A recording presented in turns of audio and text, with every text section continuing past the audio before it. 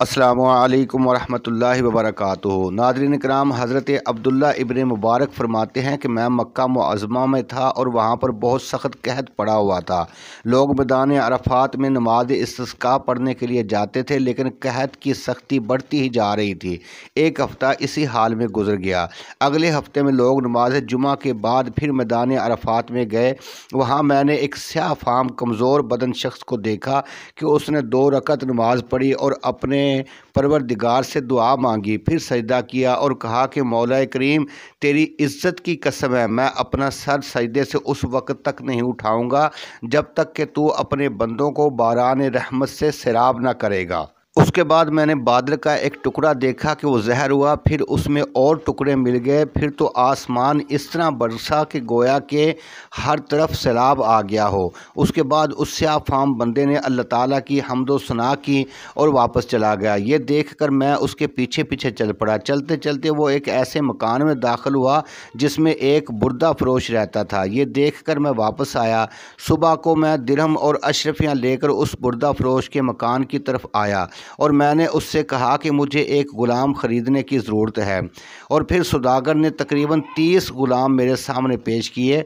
मैंने उससे कहा कि इन ग़ुलामों के अलावा और कोई ग़ुलाम नहीं है तुम्हारे पास? उसने कहा कि हाँ, एक मनहूस ग़ुलाम और बाकी है जो किसी से बात भी नहीं करता। मैंने कहा कि उसे भी दिखाओ। तो उसने उसी ग़ुलाम को निकाला जिसको मैंने देखा था। उसके बाद मैंने पूछा कि तुमने इसको कितने में ख़रीदा है? उसने कहा कि 20 अशरफियों में ख़रीदा है, लेकिन तुम्हें 10 अशरफियों में दे दूंगा। हज़रत अब्दुल्ला इब्न मुबारक फरमाते हैं कि मैंने कहा कि नहीं, बल्कि मैं तुम्हें 27 अशरफियाँ ज़्यादा दूंगा। उसके बाद मैंने उस ग़ुलाम का हाथ पकड़ा और वापस आ गया। ग़ुलाम ने मुझसे कहा कि ऐ मेरे आका, मुझे आपने क्यों ख़रीदा है? मैं तो आपकी खिदमत की ताकत नहीं रखता। मैंने कहा कि मैंने तुमको इसलिए ख़रीदा है कि तुम मेरे मालिक बनो और मैं तुम्हारा ग़ुलाम बनूं। उसने मुझसे कहा कि आप इस तरह क्यों कहते हैं? मैंने कहा कि कल मैंने तुमको देखा है कि तुमने अल्लाह ताला से दुआ मांगी और अल्लाह ताला ने तुम्हारी दुआ कबूल फरमाई, इसलिए मैंने अल्लाह की बारगाह में तेरे मकाम को पहचान लिया है। तो ग़ुलाम ने कहा कि क्या वाकई आपने ऐसा ही देखा है? मैंने कहा कि हाँ। तो उसने पूछा कि क्या आप मुझे आज़ाद कर सकते हैं? मैंने कहा कि मैं तुम्हें अल्लाह की रज़ा के लिए आज़ाद करता हूँ।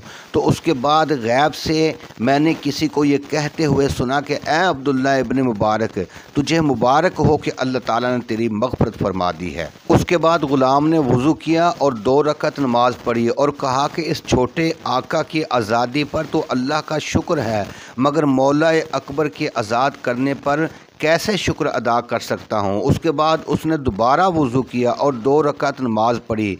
फिर अपने हाथ आसमान की तरफ उठाए और कहा कि ऐ मेरे परवरदिगार, तू खूब जानता है कि मैंने 30 बरस तेरी इबादत की और मेरे और तेरे दरमियान अहद था कि तू मेरा पर्दा फाश नहीं करेगा, मगर इस वक्त तूने इस राज को फाश कर दिया, लिहाजा अब मेरी रूह कब्ज़ करके मुझे अपने पास बुला ले। उसके बाद वो ग़ुलाम बेहोश होकर ज़मीन पर गिर पड़ा। जब मैंने देखा तो वो फौत हो चुका था। हज़रत अब्दुल्ला इब्न मुबारक फरमाते हैं कि मैंने उसको मामूली सा कफन दिया, नमाज पढ़ी और दफन कर दिया।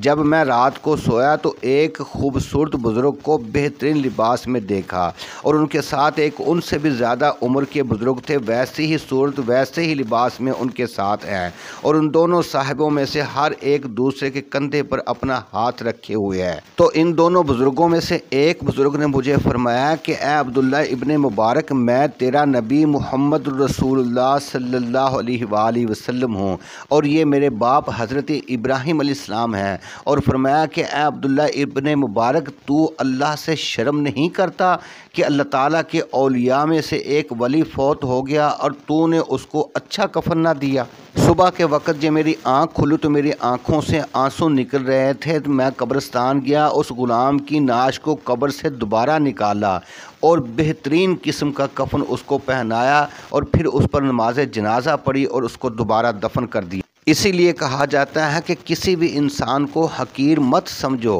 हो सकता है जिसे तुम हकीर समझ रहे हो वो अल्लाह ताला के महबूब बंदों में शुमार होता हो। नाजरीन, अगर हमारी वीडियो आपको अच्छी लगे तो हमारे चैनल हौज़ कौसर को ज़रूर सब्सक्राइब करें और बेल को भी प्रेस करें। अल्लाह हाफिज़। अस्सलामु अलैकुम।